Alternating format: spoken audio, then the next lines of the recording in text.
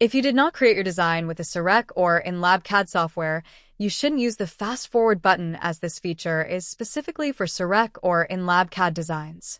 After you created your job with your third-party design software, click on the single arrow instead. Click on Prepare Restoration. Navigate to the Carve-Out tool. Make sure Add Attribute and the Fill tool are selected. By clicking on the bottom side of your model, the plane will be marked blue. With the slider, you can choose the minimum thickness of your model. By clicking on Carve Out, the solid model is turned into a hollowed model. Don't forget to use the Fill Basin tool in order to preserve your washing agent. Navigate to Production Structures and click on Drains and Vents. On the bottom side of your model, basins are visualized.